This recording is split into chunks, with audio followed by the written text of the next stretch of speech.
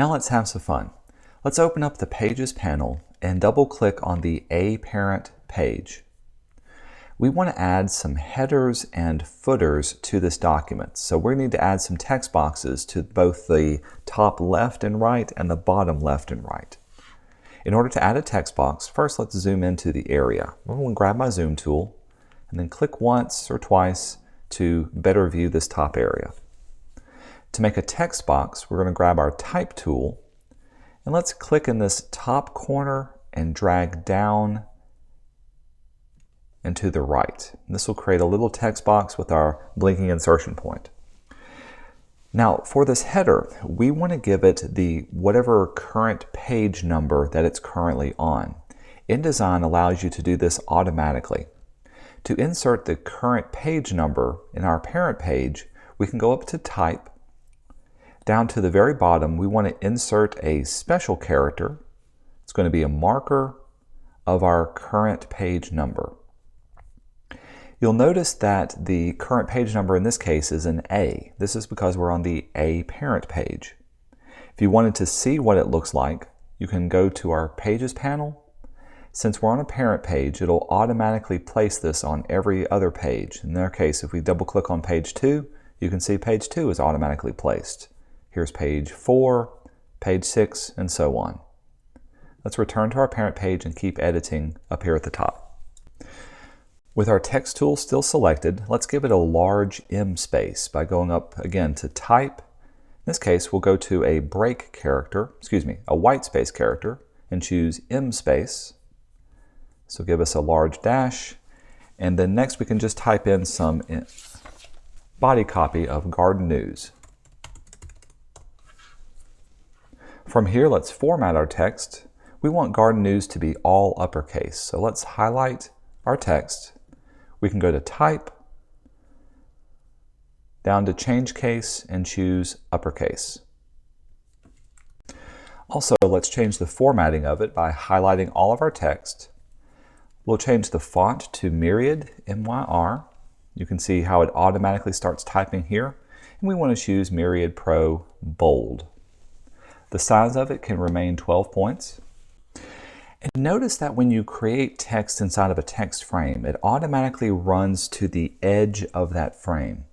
If you want to give it a little bit of a margin, or if you want to be able to center that text inside of your text frame, we can do this by going to Object and down to the Text Frame options. Inside of the Text Frame Options dialog box, you can set its vertical alignment, going to Vertical Justification, and let's align it now to the center. Additionally, if we want to give it some inset spacing or a little bit of margin inside of our text box, go to your inset spacing and make sure the link is unchecked. Let's set the left and the right inset spacing to have 1/8 of an inch, so 0.125 on the left and 0.125 on the right as well, and we'll say OK. Notice now that there's a little bit of a space between this particular size. To give it an exact size for this text box, with it still selected, and I've got my selection tool selected, we can go up to our control panel. Let's give it an X location of 1/4 of an inch, so 0.25, a Y location of 0.5, a height, whoops, I made one simple mistake. Do make sure that your reference point is set to this top left corner. I had mine set to the center. That's why I can't see it on here. Let's try it again. With the reference point set to the top, let's do 0.25. Now I can see it. The X location, the Y location of 1/2 an inch, and a width of 2 inches, and a height of 0.3125. And we'll say OK.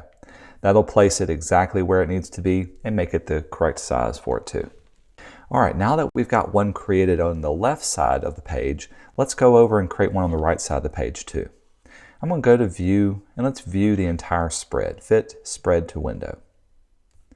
To quickly and easily make a copy of this, select the text box and hold down the Option key if you're on a Mac or Alt key if you're on a Windows, and drag it all the way to the right-hand side. If you also hold the Shift key, so Shift and Option, this will constrain it to move it perfectly horizontal, parallel to what we have. Now we want to place this exactly 1/2 an inch from this particular side. So with it still selected, let's go back up to our control panel. This time, make sure the top right-hand point is selected. And we want to change the X value to be 17 minus 0.25. And that'll, of course, give it 16.75 and place it exactly where it needs to be on that edge, too. With this placed, we'll hold Command and the plus sign and zoom in. Let's go up to this particular part. Now we need to reverse the order of this text. I'm going to grab my Type tool. Let's place our insertion point right at the G for Garden News and hit the Delete key twice. This will delete away everything that we have. Next, we can place our insertion point at the end of the word News, and we need to insert an M space. So let's go up to Type, insert a white space, M space, and then we can insert the A letter. Type, special characters, in this case it's a marker for the current page number. Finally, we need everything to be aligned over to the the right-hand side. So let's highlight all of our text. And if you don't see it, you can go up to the top right-hand corner of your control panel and choose Align to Right. All right, with this done, let's go back up to View and let's fit the spread to our window. Now that we've got our headers done at the very top, let's copy this down to the bottom and create some footers. With our selection tool, we'll select the header on the left and the header on the right, hold down the Option or Alt key, then click and drag all the way down. I'm holding my Shift key as well until it rests nicely on that guide that's at the very bottom, that 10.75 inch guide that we created at the very bottom there. With both of these selected, we can quickly and easily change their formatting. With both of those selected, let's choose our Type tool now. You'll see in our control panel that gives us the ability to now control the text that's within them. Change it from bold to be regular. Also, let's change it to regular case. So go to Type, down to Change Case. Let's put it back to title case. Also, while we're here, we'll change the size of it from 12 point to 10 point. The last thing we need to do is to change the text on each one of them. Once again, zoom in to the very bottom left-hand corner first. We'll grab our Type tool, highlight Garden News, and type in Urban Oasis. Garden. Next, we can go over to the right page, grab our Type tool, and type in Urban Oasis Garden as well for there. Finally, we can zoom out by going to View, and let's view the entire spread. If you haven't saved, now is also a good time to save your document. Now, since we're working within a parent page that's going to have both text and images here, we can use our guides to help us easily and quickly create some text frames and some image frames. To do this, let's grab our text tool one more time. I'm going to zoom in on this left page so that I can see this top particular quadrant. We want to create a text frame inside of this area. Clicking on the magenta 1/2 inch margin here and dragging down and to the right, we're going to create a text frame that fits nicely inside of this top square. Now, if it's off by a little bit, you can always choose your selection tool, and then you can go back in and easily nudge everything over till it fits nicely to that edge there. That looks good there. And we'll zoom down to the bottom. That also looks good down right there too. Let's do the same over here on the other side. Once again, grab your Type tool, and we want to click at the top right corner. This time, drag down and to the right till we create a text box that fits there as well too. With those done, we can also create some placeholders for our image or our graphics. Images and graphics fit inside of frames, so we want to grab our rectangle frame tool. With the rectangle frame, let's place it inside of this third column. So we're going to click and drag. Whoops, excuse me, make sure it's right there on the edge. There we go. Click and drag inside of here, as well as click and drag and create a frame inside of here as well too. Great. Now we've set up a good start to a 3-column page structure. To add a little bit more variety to our page's layout, let's create another parent page that has a 2-column structure. In order to create that, let's go to our Pages panel and then go to the Pages options and create a new parent page. From here, this is going to give it the pretext of B. We're going to call this our 2-column layout.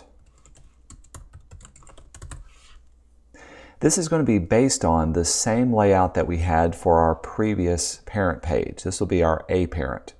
Whatever we do to the A parent is automatically going to be updated to this second B parent page as well. As far as the number of pages goes and everything else, we'll keep it exactly the same. We'll say OK and create it. Now, if you can't see all of your parent pages, you can click on the little line here and drag down, and this should show you all of your parent pages on top of your regular pages. Now, since we've got the Pages panel open, let's also rename the A parent. With it selected, we can right-click or control-click on it and choose Parent Options for A parent. And let's rename this our 3-column layout. And we'll say OK to that.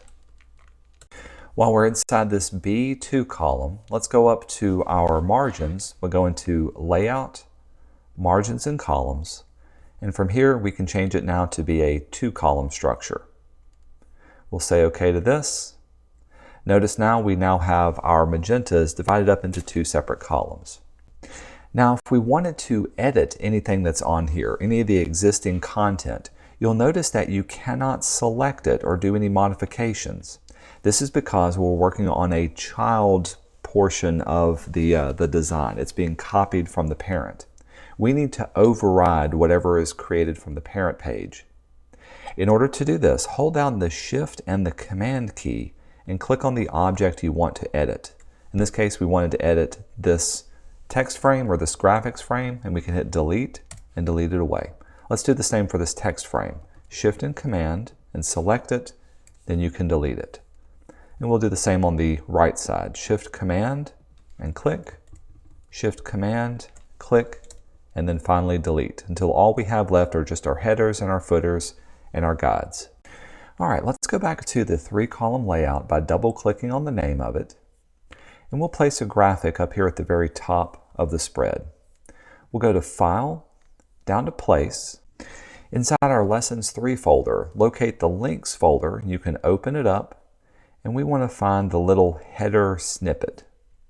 When we say Open, since this is a graphic, it's going to follow our cursor until we carefully click on the 2 red lines for our bleed guides and place that up at the very top up here. Now, since this graphic is covering up our little header, we need to send it to the back. So with it still selected, let's go up to go up to Object, down to Arrange, and let's Send to Back. Now we can see our garden news. The last thing we want to do is we want to be able to change the color of the one that's on the right-hand side. With our Direct Selection tool, the white arrow, carefully click on the blue of this text. We can then go to our Control panel and locate the Fill Swatch. Opening up the Fill Swatch, change it to bright green medium. Finally, we can view it by going to View and down to Fit, Spread to Window. Now we can see both of them. And whatever we've done to one page has been inherited to our other pages as well. So since we're on the 3 column, if we double click the B column, you can see how it's automatically placed in here as well too. And this is the advantage of using your parent pages. Now, since we have 2 different column structures, double click on page 4 in the Pages panel to navigate to page 4.